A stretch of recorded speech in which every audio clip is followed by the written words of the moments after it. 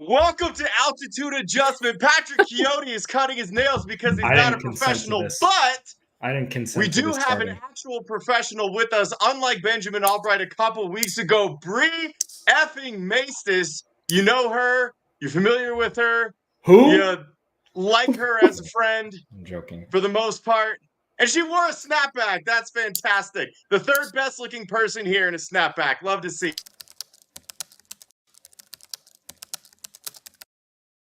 Hey, feel I'm in the mood for a switch up.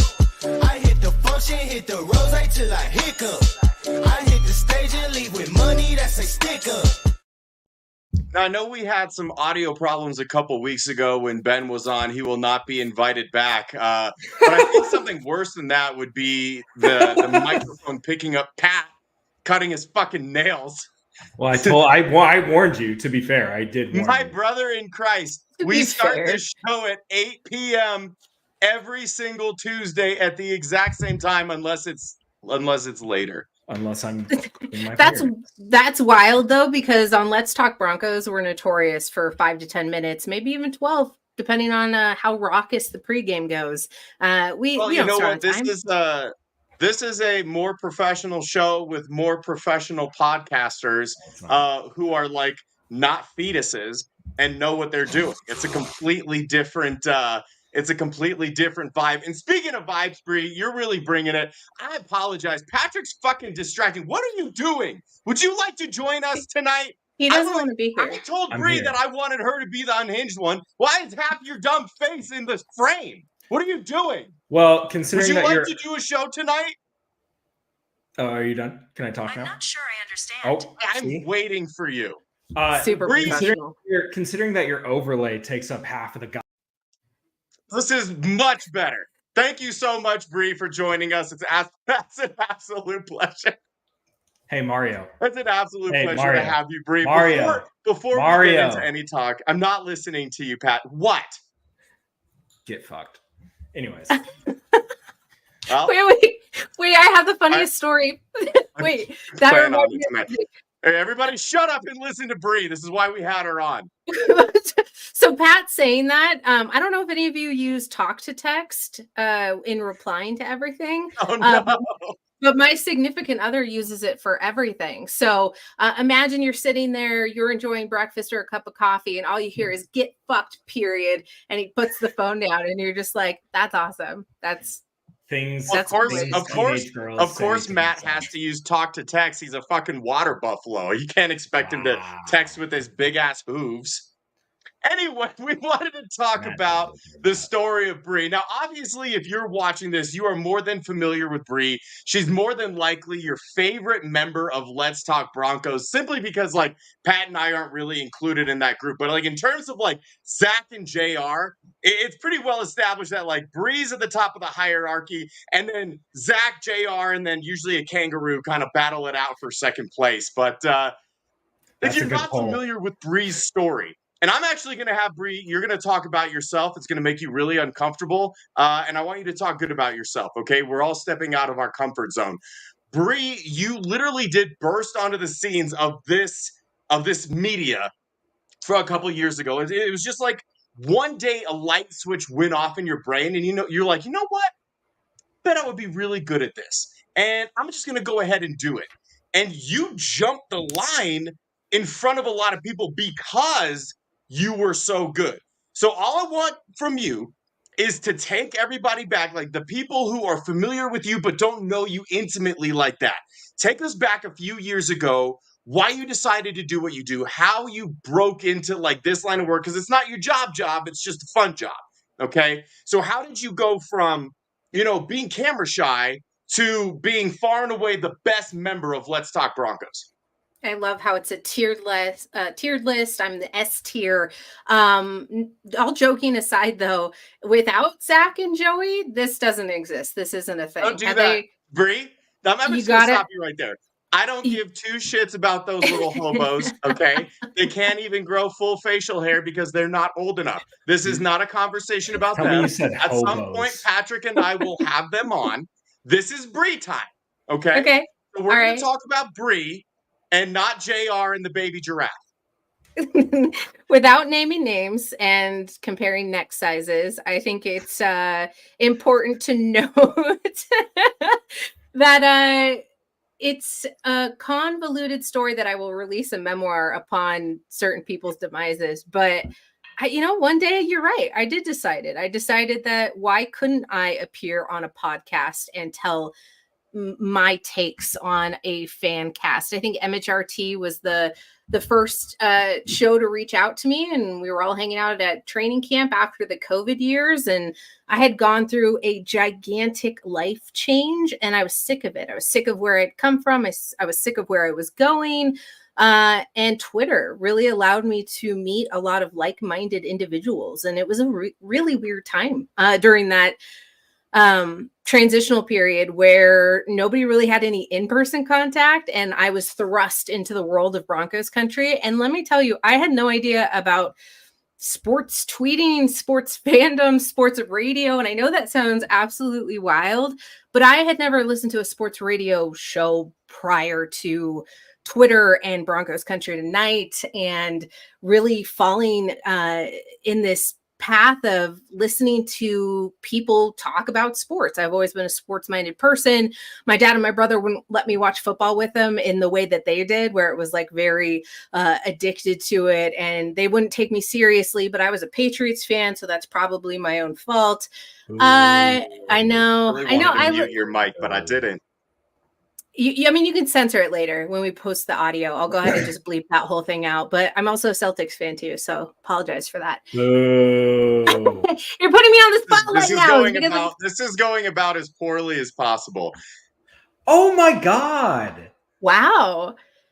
Be nice. Sorry, I didn't mean that, Brie. Everything up until like that last part has been fantastic, and then the Patriots Celtics thing.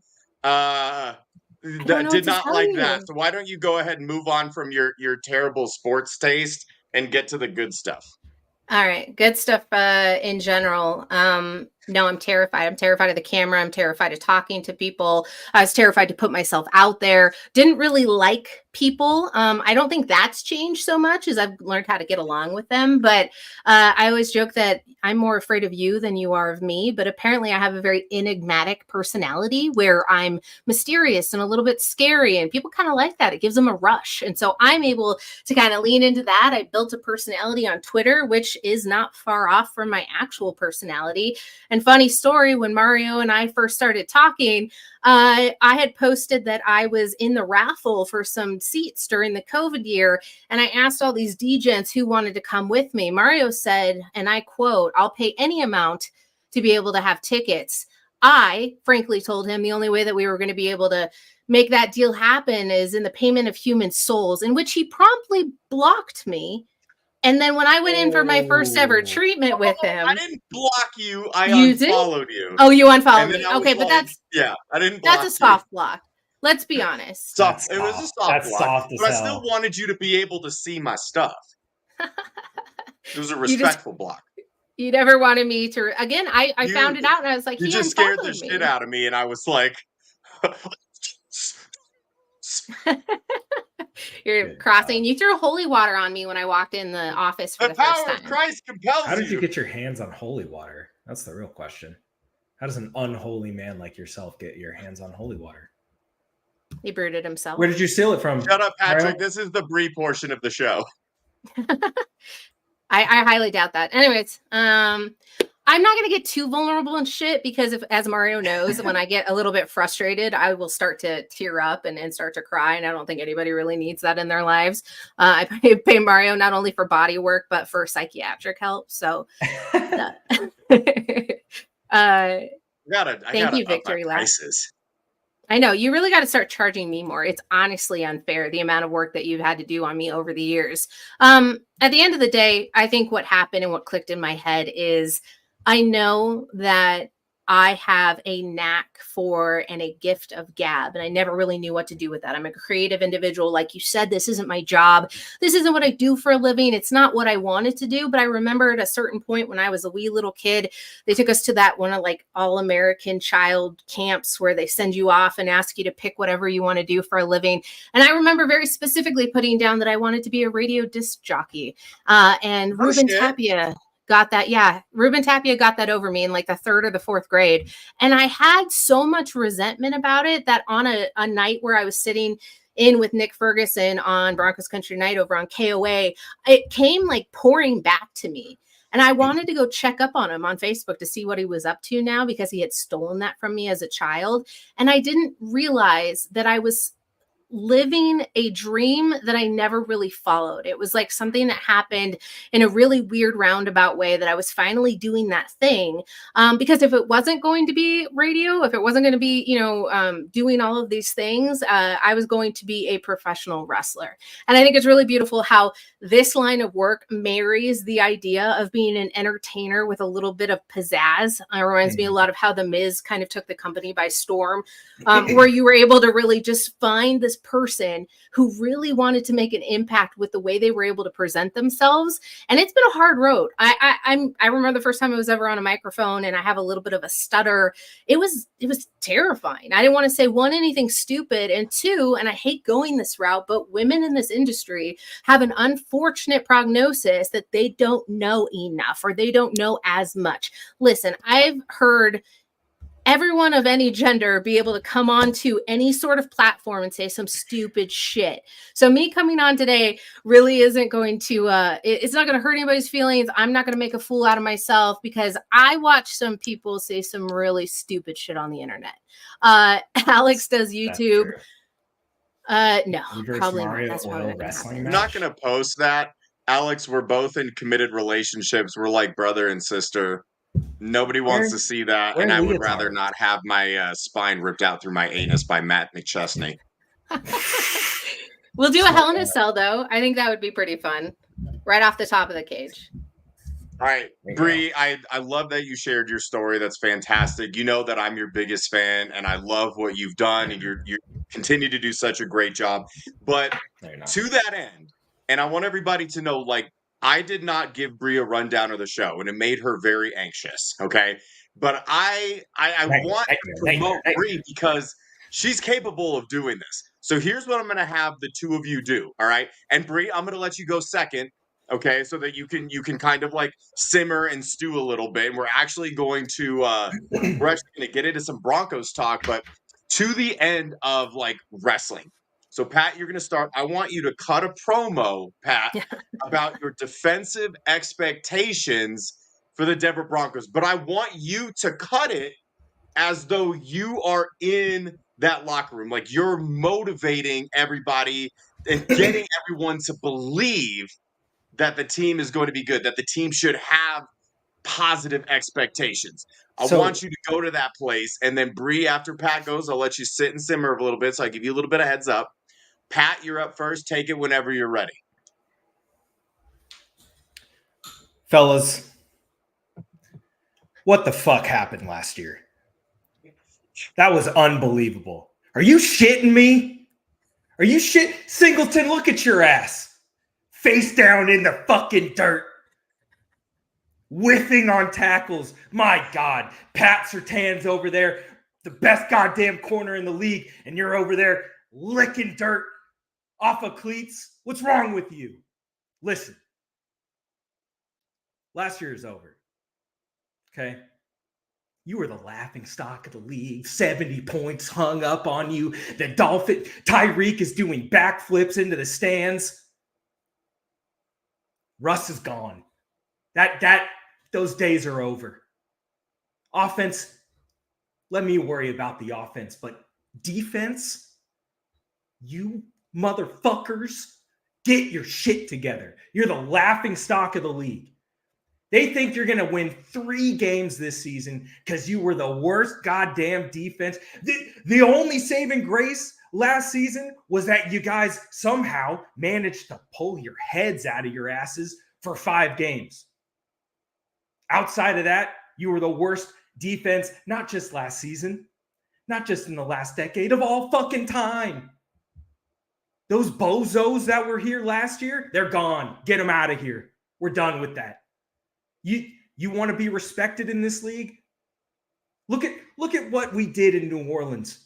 We beat the shit out of Brett Favre, and they cry, oh, bounty gate.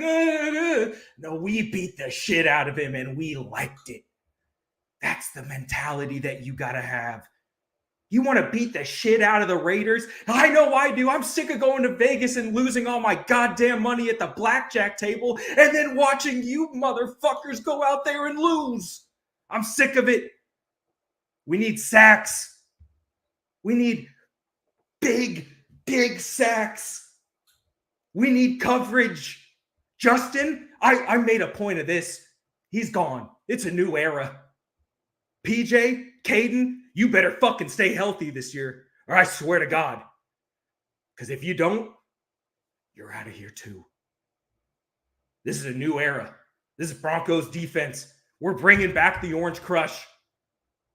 Because whatever quarterback the Raiders bring out, whatever quarterback the Chiefs decide to trot out, whether it's fucking Pat or some other bozo, who else they got on that roster? Carson Wentz.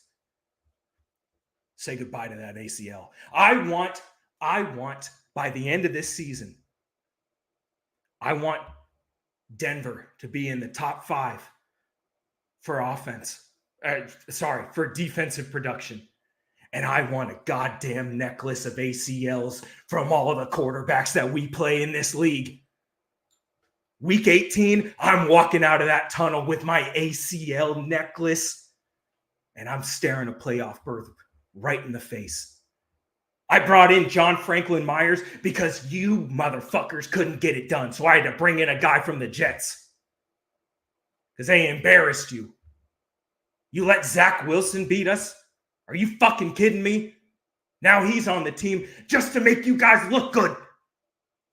Pull your heads out of your asses. Give me my ACLs. That's all I got. Fantastic, Pat. Wow, that went off the rails really quickly, and you know how big a fan I am of that. What just happened? How do I even? You ain't going nowhere. Let me tell you something, Andy Reid. You're about one cheeseburger away from a heart attack. Ooh, yeah. Ooh, yeah. I'm not. I texted you a very profanity-laden text just now, just so you know.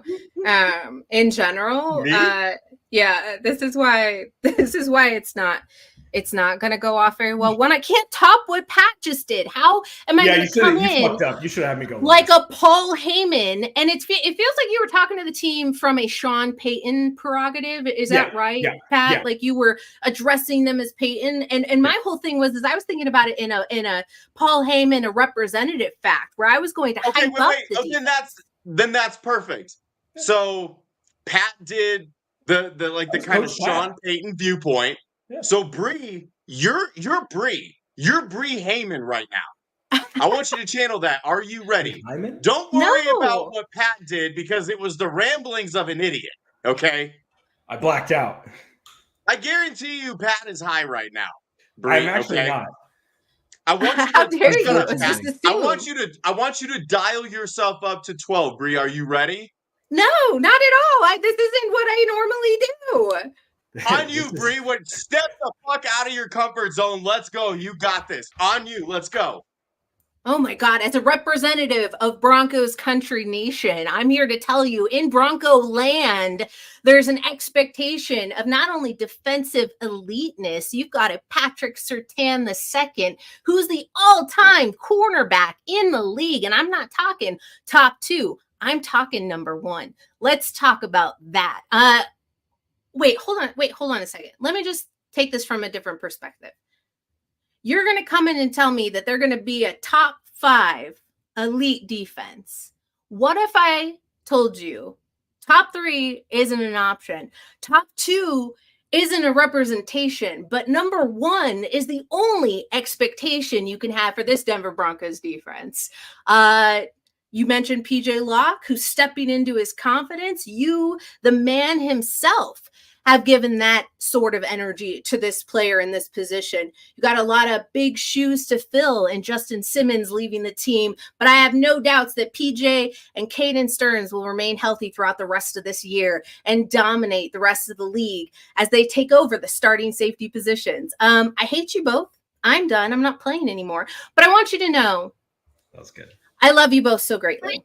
And had you given me the opportunity to prepare, I could have given you a middle finger and not shown up tonight. That was perfect. What do you mean? Fantastic, Brie. Yeah. Wow. You're too hard on yourself. Mario fucked up by having me go first. Literally every single person in the comments is talking about how great you are, so I don't want to hear it. All right, let's bring it back down a little bit. Okay, They're legitimately afraid of me. Well, now they can't even see where you're looking, so that's a little bit terrifying to think about. All right, so honest expectations. All right, Brie. So we'll lead with you this time. We're gonna circle everything back. Okay. I still want you to tap into something primal, but I want you to give your expectations for this defense. Okay. We're so unsure about the offense. We don't really know who's going to start at quarterback, and Lord knows we've talked about that enough. But this defense, like Pat had said in his rant, that they started horribly, like historically bad, getting a 70 burger dropped on him, and it kind of morphed into something that was actually not only serviceable, but admirable. So it's hard to tell what direction the defense is going to go in, but from what you've seen so far and what we're hearing out of camp, everything they've done in the offseason, no splash moves, but just like a lot of really smart moves. What are your expectations realistically for the Broncos defense this season, Brie? You know, there's always a lot of talk year over year, especially when you lose a lot of playmakers and you lose your continuity with your defensive backs coach. You're going to have a concern about how that secondary is going to perform. Year over year, I'm always concerned about not having enough cornerbacks, not having an old enough safety depth. There's some questions concerning the secondary, but not how many players are available. It's more so of the seniority of that group and whether or not a lot of them can maintain their health throughout the rest of the season.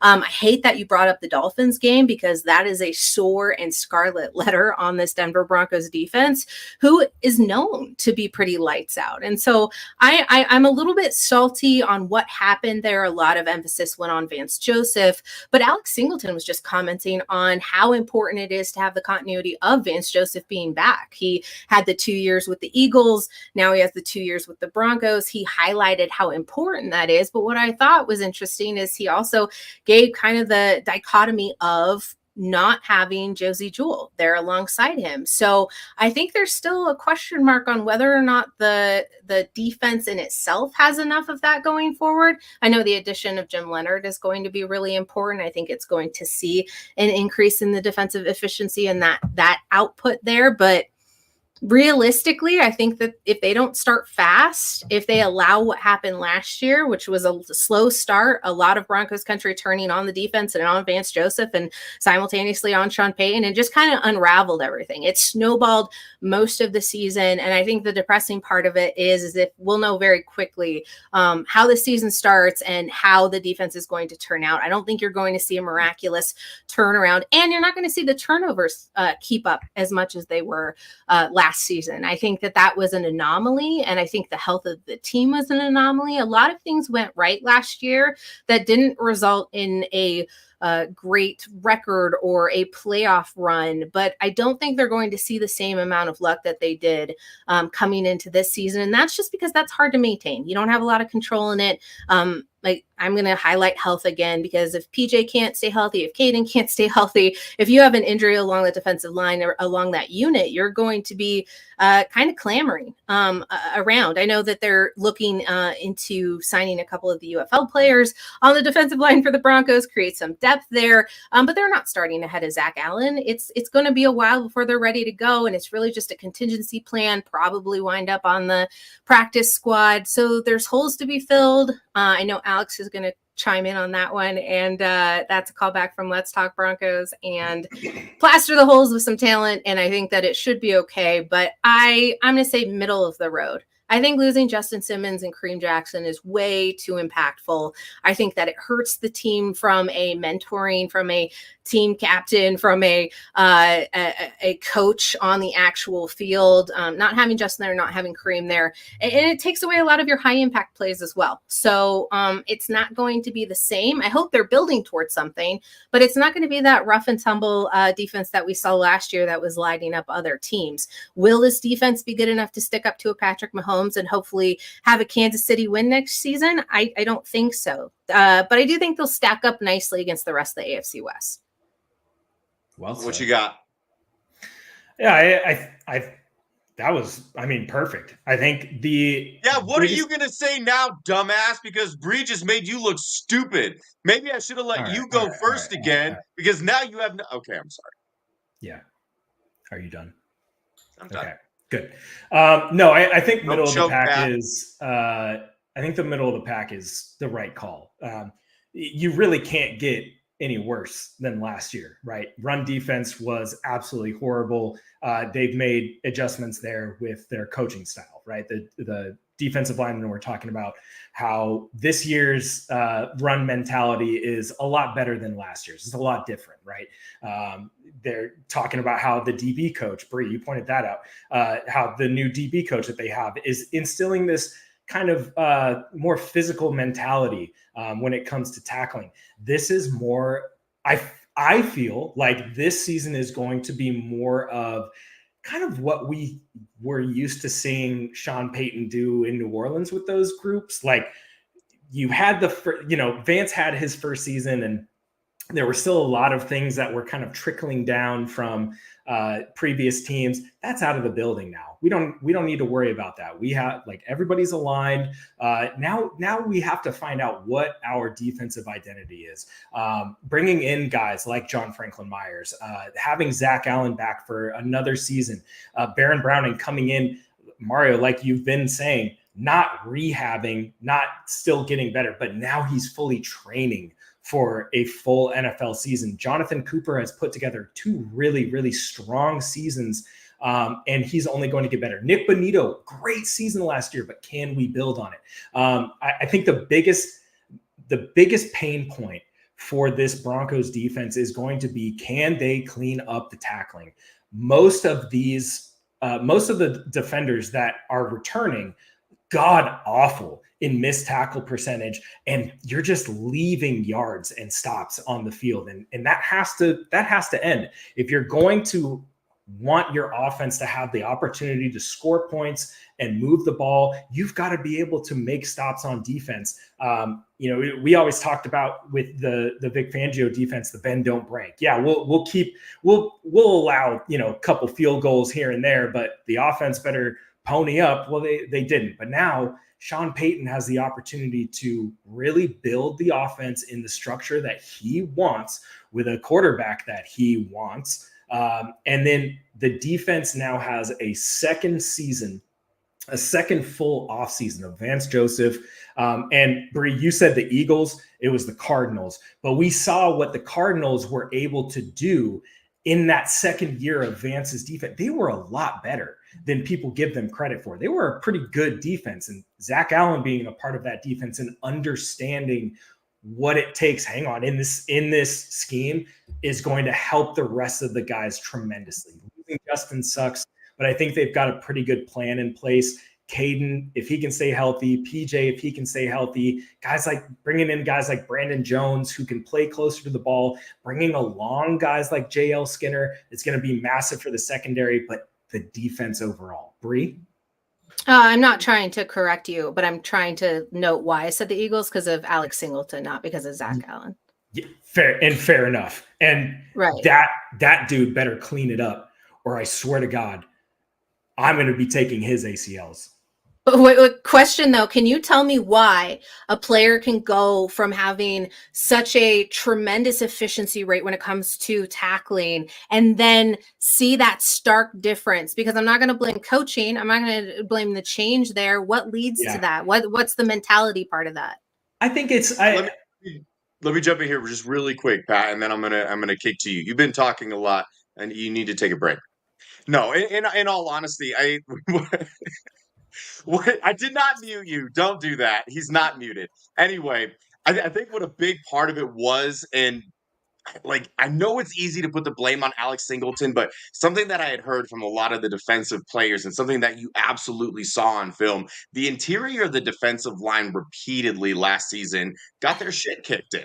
They were soft up front. It's like if Zach Allen was not on the field, then the defensive line in the interior was getting pushed back. That's just how it was, routinely, consistently. And so when when people started looking at the pass rush, and the pass rush wasn't efficient, they weren't getting a lot of sacks, they weren't getting a lot of quarterback pressures.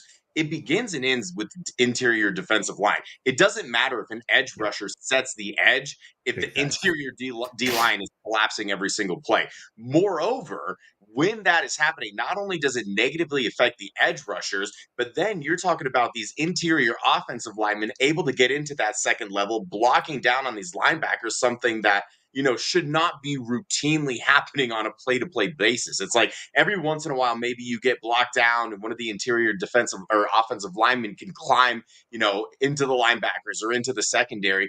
I think we saw that happening routinely. And I think as a result, guys like Alex Singleton and Josie Jewell were missing a lot of tackles because so much of what they were having to do was more reactionary to what was happening through the defensive line. So instead of them being able to get to their spot and being able to make a play, they're having to compensate for the lack of a push that the interior D line was getting.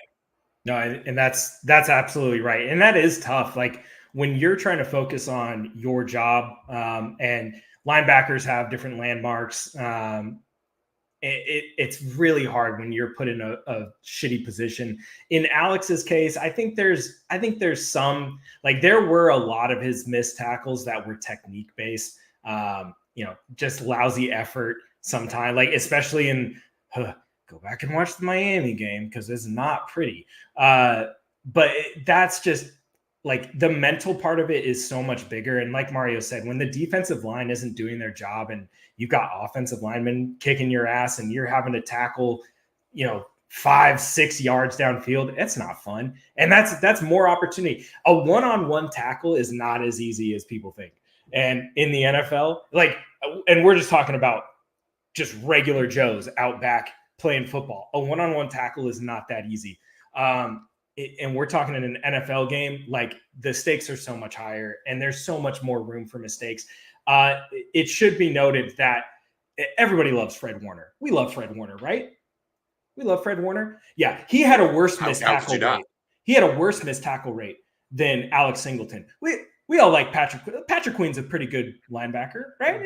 He's pretty. He's no king, but sure. He also had a worse missed tackle rate than Alex Singleton. So I think that, like, while the missed tackles have been a problem, he's still producing. He's still producing at such a high rate. 177 combined tackles on the season. That's fucking nuts numbers. But you do want to see everything get cleaned up. But that part, I feel like it's partly coaching, because when you have lapses in technique, that's lapses in coaching. We all know that that's how that goes. If it's a repeated thing, then it's mostly on the player. The coach gets fired.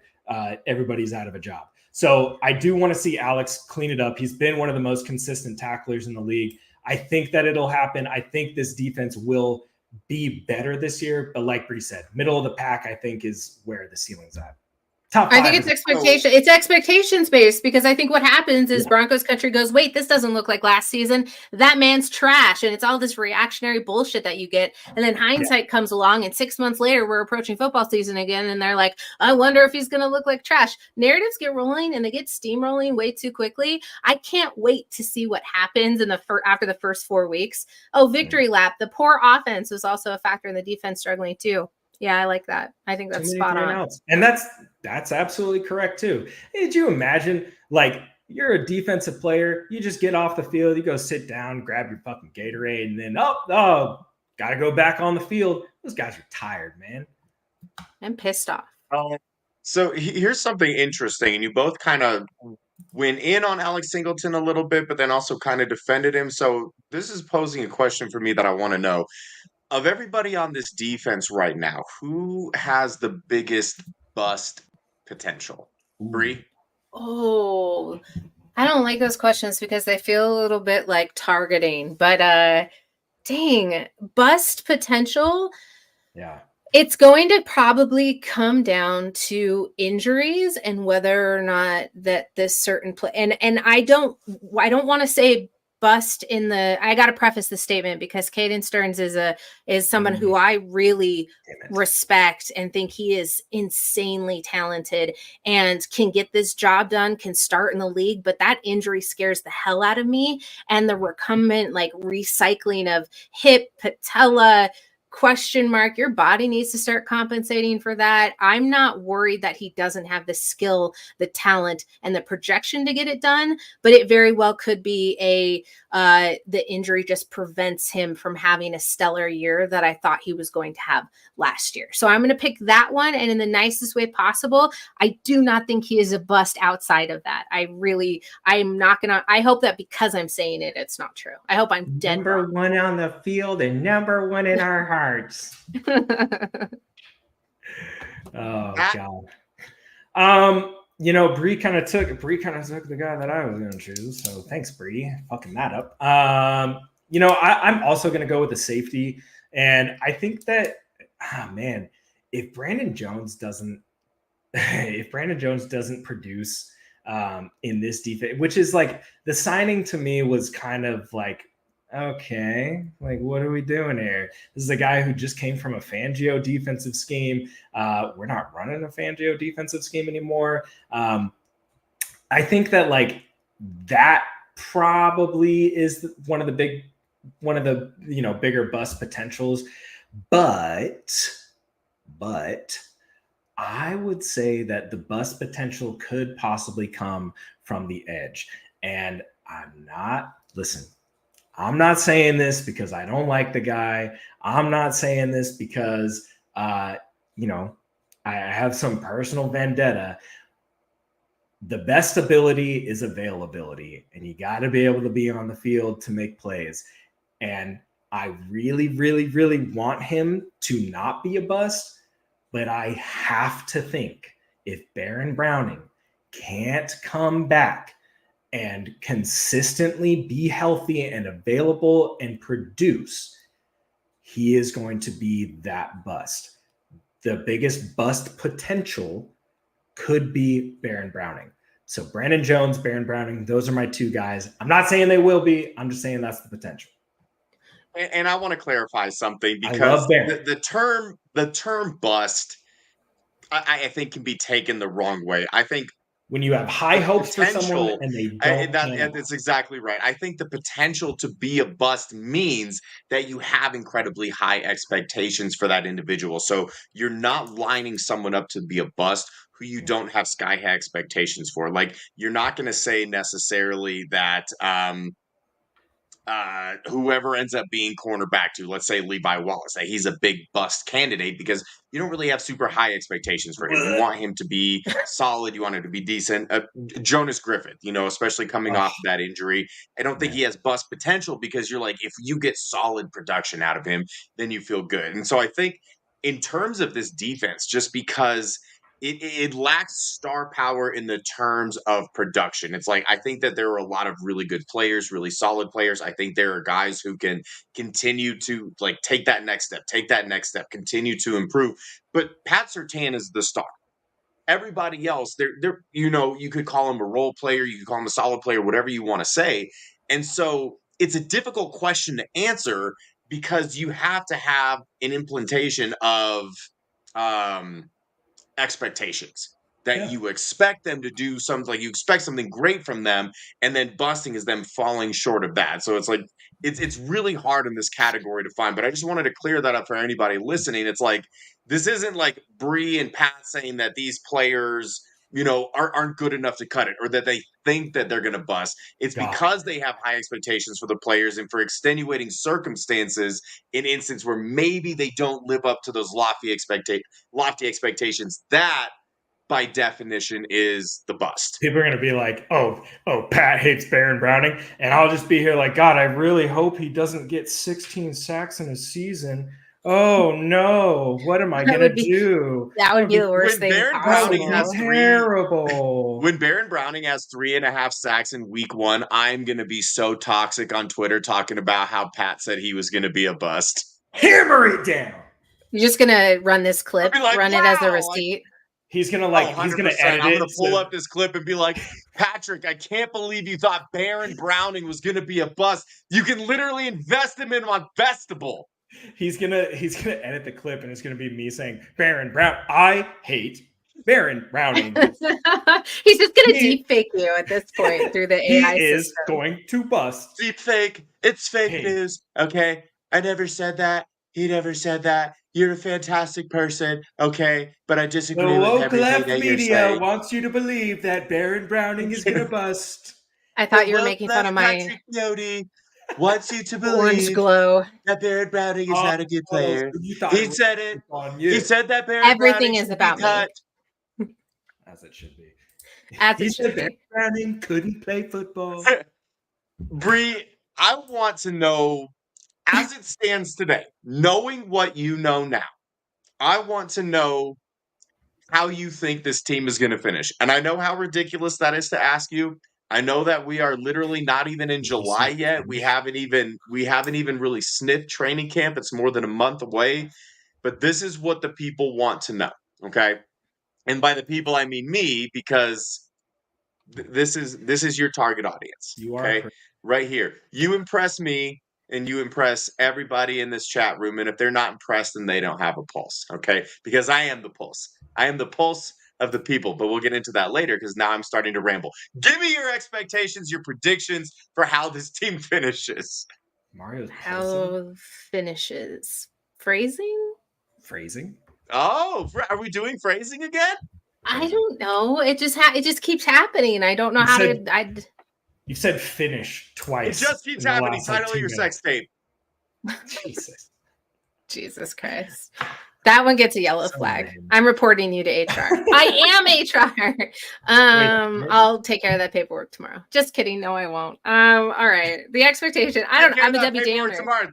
Title of Patrick's sex tape. Because he bought her. Because she's a prostitute. Because no woman would willingly have sex with him. Ooh. Thinker, but we got there. Ooh, wait, hang on. Don't make me think. Time out. Say it again. Since you're a fucking I said comedian. It was a thinker. Okay. The joke Brie, was answer it the question. Fuck! Quit bossing me around. That fell flatter than your ass, Patrick. Go ahead, Brie. Oh, that's so mean. We don't body shame when I'm around. What the fuck, Mario? What the fuck? No. Yes, I have to stick up for Pat here because otherwise he'll post unflattering things about me on the internet, and I really don't have the heart for it. Never again. Learn that lesson. All right, I'll answer the question. I don't really want to. Please. But the expectations for how the Broncos finish this season. Oh, okay. This is what the people want to know. It'll be a climactic event. I sense a lot of comebacks this year. Phrasing? There was 3 in there, and you didn't even get them. I was waiting for a reaction. Anyways, it fell on deaf ears. Let's say they finish with, I'm going to go 7 wins. Okay. I think it's going to be worse than it was last year because I think a couple of those wins were shocking.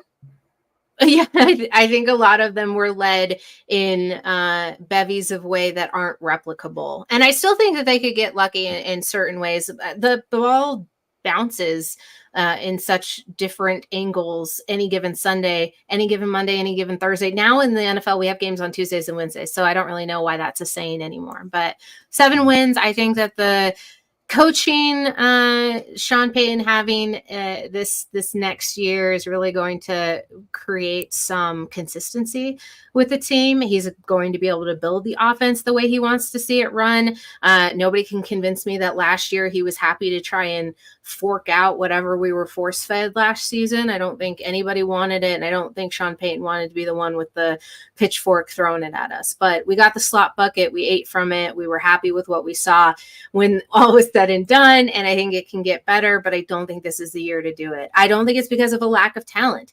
I don't think it's because Bo Nix won't have success. I just think that it's going to take some time before there's a little bit of momentum that leads this Broncos to a 10-11 win team. And I don't think it's the next 2 seasons, but since we're only talking about 2024, I'm saying 7 wins, and I will let you know which ones those are, but I don't think they're beating the Chiefs this year. I think they could probably go 1-1 with the rest of the AFC West. And then the last half of the season is a little harsh. It'll depend on a lot of consistency and efficiency and what Sean Payton has up his sleeves. But I'm talking with the assumption that Bo Nix starts. And I think that if anyone else starts, it could maybe create a one-off on either side, drop it to 6 or raise it to 8, but I don't think it's going to change it substantially. So real quick follow-up question for that, Bri. So you're operating under the assumption that Bo Nix will be the starter throughout the entire season, assuming that he's healthy, correct? Like this is the assumption you're basing off of. So let me ask you this as a follow-up. Is there any scenario that you see from Bo Nix that would cause them to move on from him the way the Arizona Cardinals did from Josh Rosen to Kyler Murray? Like if the team is bad enough and, a Shedeur Sanders or a Carson Beck or whoever, start to show themselves as the consensus number 1 overall quarterback pick, and the Broncos are in that range to select him, is that a possibility in your eyes? And then, if that were to be possible, how bad would Bo have to be? Or are you completely writing that off as that's not going to happen? And you're talking about the performance this season leading into what their choices are next year. Is there anything that could it be so bad that they move on from Bo after 1 year the way that the Cardinals did? Because remember, the Cardinals took Rosen before the Broncos took Bo Nix, technically in order of the draft. I think wasn't Rosen 10 and Nix was 12. Yes. Yeah. Back to back. And I think he was. I think what Bo was the 5th quarterback. I think Rosen was the 4th. Mm-hmm. So I'm not trying to draw comparisons, but I'm saying if that situation is similar, and again, it would obviously depend on if there is a better option at quarterback, but do you foresee that would that be a possibility? And how bad would they have to be in order for you to think that it would happen? I would say there's a non-zero. Or is Sean Payton riding or dying with Bo Nix?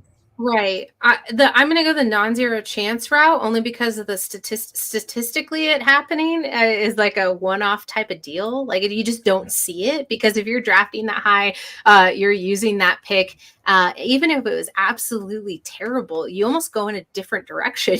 You pick up in the free agency market, you make a trade. You're not drafting another guy so quickly. And so I don't think that's necessarily the direction they would go. But let's say in a hypothetical world, Bo Nix ekes out 4 wins as the starting quarterback for the Denver Broncos. You're not moving off of him. What you would have to see, though, is how bad was it and what pieces would make it better. And I guess there's a delineation point for the owners, the organization, and Sean Payton and George Payton to come together and say, we can't fix this with flex tape. We're fucked. And then I don't foresee them going back in the draft and trying that again, because that's a little bit kicked puppy syndrome.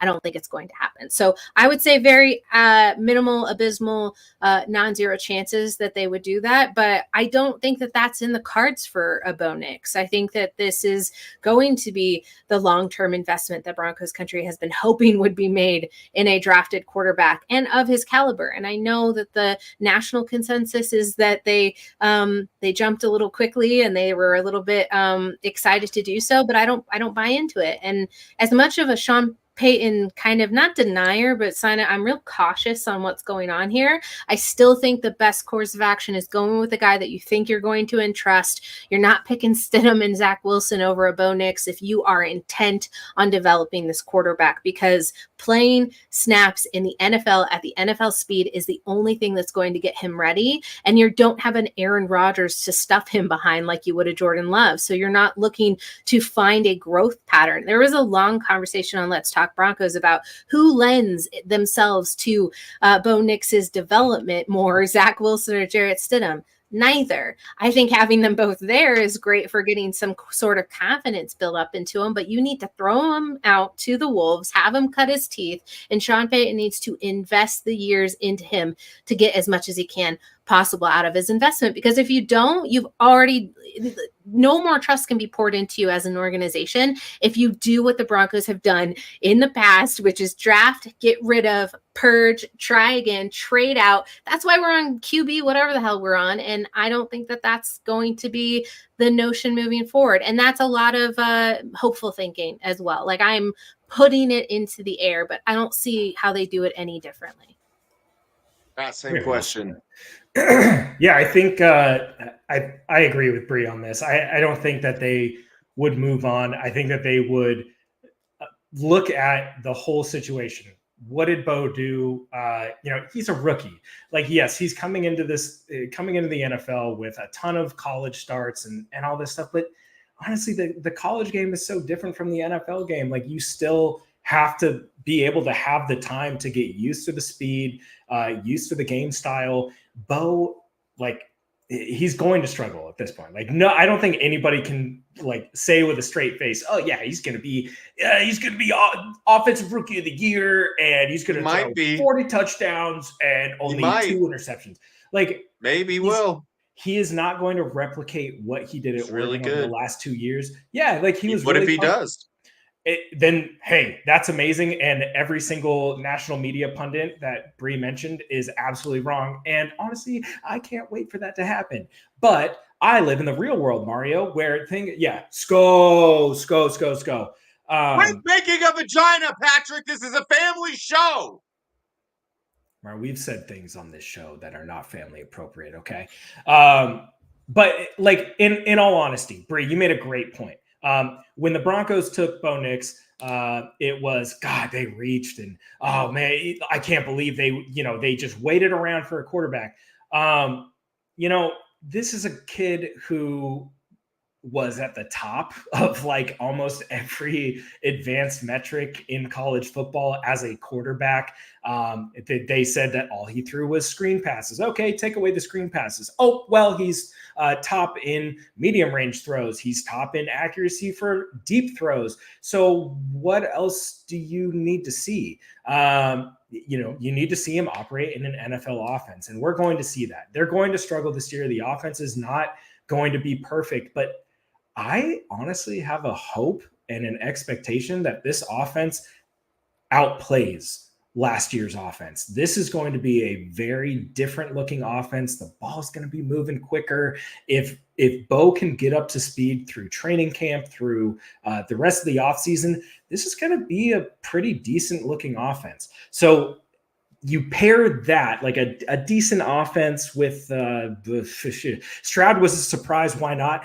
I'll have you know, that is probably one of my biggest flexes in my entire time covering the draft and NFL, whatever. I hammered down on the table for Anthony Richardson and CJ Stroud last year, and I got called an idiot. And guess what happened? Anthony Richardson got hurt and CJ Stroud balled out. But you know what? It goes to show that if you actually take 30 minutes and you turn on some tape and you make your own opinion, you'll find out that not every quarterback is a Ohio State quarterback because they're all different. Bo Nix is another example. I was one of those people that did not like Bo Nix coming to Oregon, and he fucking proved me wrong. So let's let Bo Nix have this rookie season. Let's let him ball out. He's with a good offensive-minded coach. He himself is a really good character guy. I think that this offense is going to be a lot better than it was last year. Is it going to be perfect? Hell no. They have a tough schedule this year. I think 8 wins is like ceiling. Like that's where the expectation should be. Realistically, let's think like 5 to 6 wins. Yes, it sucks, but you know what? They can, if Bo Nix exceeds the expectations as a rookie quarterback, Brie, you said it perfectly. They can come together next offseason and say, okay, we have our guy. What else do we need? Where can we open up the money and bring some people in? Defense, right? They have to sign Quinn to a new contract. They brought in the running backs. They're already building it up. We've got more receivers than we fucking know what to do with.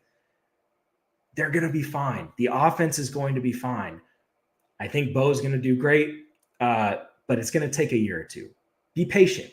Like, this is the first quarterback, I think, in my lifetime that the Broncos have like actually taken like a top 15 quarterback. I'm not counting Paxton Lynch because he was ass. But I'm like actually excited for this because of the possibility that they could be a pretty decent offense. And then it's just up to the defense to get their shit together and do what I told them to do earlier on in the show. Necklace of ACLs. That's what I want. You're absolutely right. And Pat, we've talked about it on the show, and we're going to say it every single week. We've said it every single week. We're going to keep pounding the table. It's like the number one thing that you as a Bronco fan want to see. You want to see Bo Nix look, to start, competent, and you want him to steadily improve. Okay? It's okay to struggle.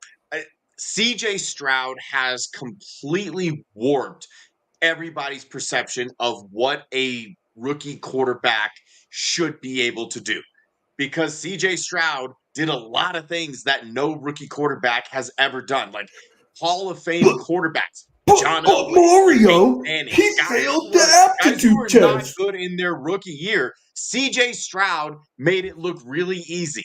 And it was really frustrating for a lot of people because quarterbacks aren't supposed to be that comfortable and look that good their rookie year. So if those Mario, it's like, look, he went to Ohio State. I don't know what you're doing. Yes, he went to Ohio State. Nobody thought he would be good because Ohio State had never produced a good quarterback. That's what we call decal scouting. Okay. Lower your expectations from CJ Stroud. If he ends up being like another CJ Stroud, fan-effing-tastic. I will take that all day, and I will be absolutely ecstatic. I will run naked in the streets, and I will live stream it, okay? And it'll probably do more views than Pat and I have ever done because I'm just like that, okay? But lower your expectations just a skosh, okay? Just have the expectations that he starts solid. The offense looks competent. They're not going 3 and out after every drive after the opening drive. Opening drive, this team was fantastic. Why? Because they were on script. As soon as they got off the script, the offense went off the rails. Why did the offense go off the rails when they were off the script? Because Russell Wilson couldn't stick on the script. Like, when you handed him the plays, you said, Russell, these are exactly the plays that you're going to do in this order. He was good. He executed. He was fine. You had to hold his hand through it.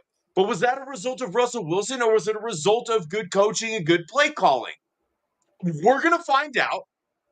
But I choose to believe that it was a Sean Payton result. The same way that the Broncos offense is under Mike Shanahan almost always scored on the opening drive because of the script.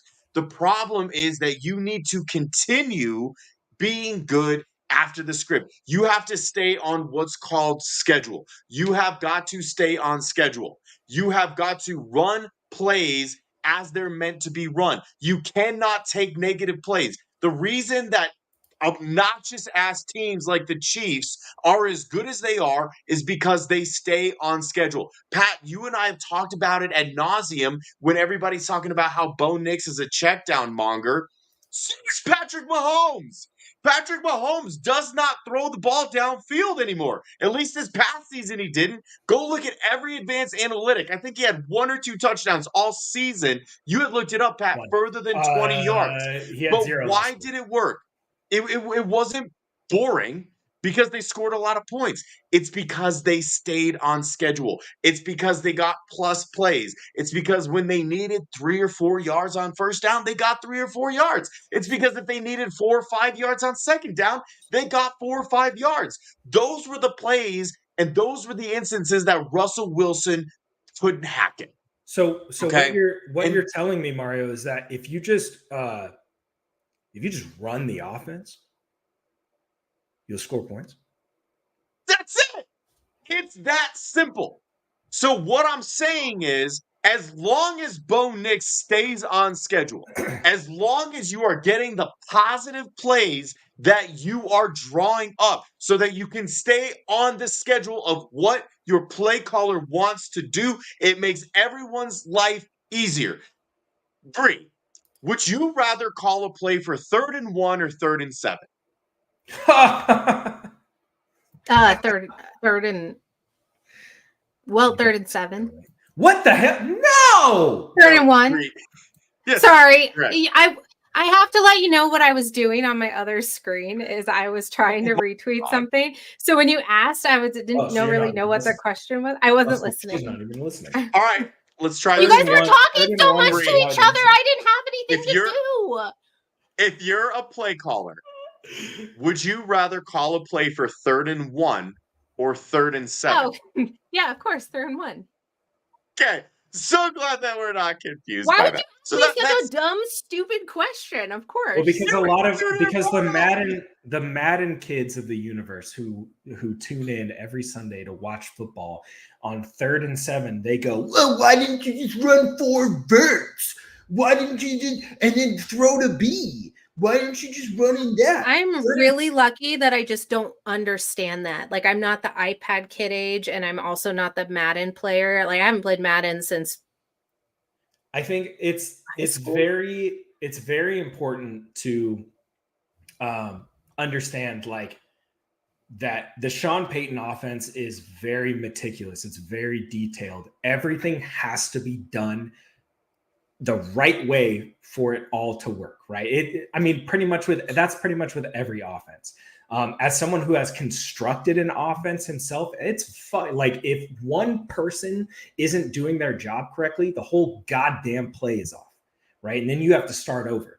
Bo Nix is the kind of quarterback who can run this offense and who can run it well. I was spending some time while Mario was talking, going back to 2022 to look at CJ Stroud's stats. And I just so happened to set the filter to the draft class of 2024. And you're not going to believe Seegers, this. But we moved on from this topic and we're done with it. But guess who was at the top of most of the advanced metrics in that year too? It was CJ Stroud. It was Bo Nix. Of the 2024 quarterbacks in 2022, Bo Nix was still at the top of a lot of those advanced metrics. So it just shows that like he's getting better, and that's a really, really good sign for Denver and specifically for Sean Payton, because he's going to understand this offense extremely well. That was actually pertinent, and I apologize for calling you Seegers there. I'm sorry. Before we get out of here, first of all, Brie, thank you so much for your time. I know it is very valuable. We love that you joined us, and you classed up the joint, certainly, or you did your best. We're what some people call a bit of a lost cause, but we do our best. Anything a failure. Got the track. Okay, you just I'm done. Brie, anything else that you want to talk about? Anything that you want to plug? Any closing statements? Like, grace us with your presence for a little bit longer. Entertain the people. What do you got? Take us out of here. In the LTB higher ups group chat, we call you guys the loose cannons. So just so you know, we put a little warning out. The flag goes up and it's red, means it's dangerous to swim. The tide is high, so we throw out a little bit of a. Mario's muted himself. He's knocked his microphone off of his desk. Can you hear me? Am I back? Yeah, you're back. Wait, you can't even see me. Okay, hold on. Never mind. Did you refer to other people in LTB as the LTB higher ups? Yeah, we have our own. We have our own group chat. Patrick, are you hearing this? This is absolutely abhorrent, and I will be filing an injunction. I mean, we have like a founders page. This is the most egregious thing that has ever happened to me. I can't believe it. I am at the top of the totem pole. This is absolute anarchy. Higher than me. Okay. There's nobody higher than me. This is an injunction of justice, and I will not stand for it. All right, let her talk. Absolutely hate it here. Wow. I cannot wait to get on. The sooner that you children realize the real pecking order, and I'm not talking to you, Brie, okay? This doesn't pertain to you. Realize that the sooner that the... You sound like Kevin Spacey in the nature documentary. I just can't right now. I am apoplectic about this. Because first of all... Pick the food, the grasshoppers, eat the food. This. Like, Brie... You are at the top of the totem pole, okay? You rule over LTB. Some people might be figureheads, but at the end of the day, Brie, you are the glue, okay? That holds everything together. You are the cherry on top. You are the front door and the foundation of the house of LTB, okay? And then when it comes to, like, the talent... obviously also includes you, okay? But then that's me and Patrick, okay? So the fact that there is a group of hierarchs that they don't even know if that's a word, but are higher than me and Patrick, can quit. I don't even know if that's a word. It's just the founders chat. It's the one we originally had. Playing with us. We're the it's the OG. Jesus Christ, calm down, you sensitive. No, well, you know what? If you're so upset about it, go tweet about it and at somebody else. Not me. Type about it. I will tweet about it. I'm gonna make a poll and have people rank us. It's just the OG chat. It's just us talking about like our lives, and it's not football related. Well, you made me derail this entire pod for 5 minutes because you didn't use the term OG. Okay, you made Pat feel like less of a person, and he's already less of a person because of his stupid fucking face. Okay, because he lives in Canada. You're making him feel even worse, like he's not included in your world. And Pat's real sad now because you're making him feel like shit. Mm-hmm. Mm-hmm. We're all in a group chat together. I think it's going to be okay. I don't remember what I was supposed to talk about, but thanks for letting me tell part of my story. I just wanted to highlight, keep your burnouts and mental healths in check, everybody. I wanted to touch on this in the beginning, but my story is long and convoluted. So I'll end with this.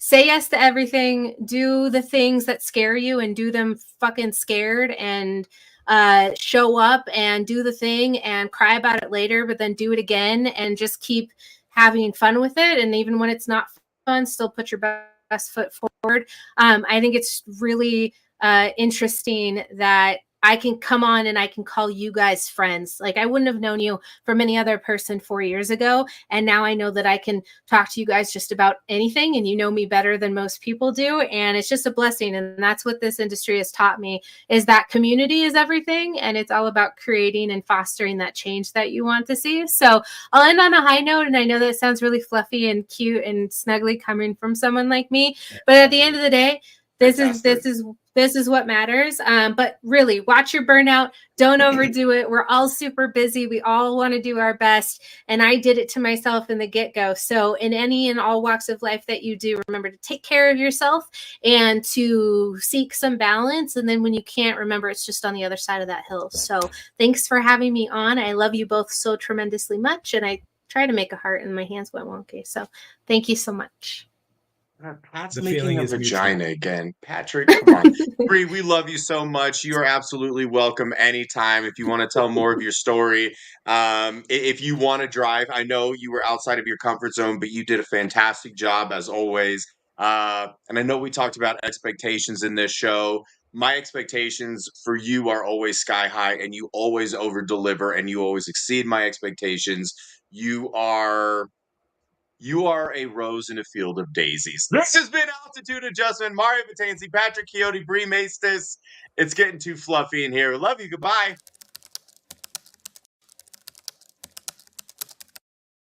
Hey, feel I'm in the mood for a switch up. I hit the function, hit the rose till I hiccup. I hit the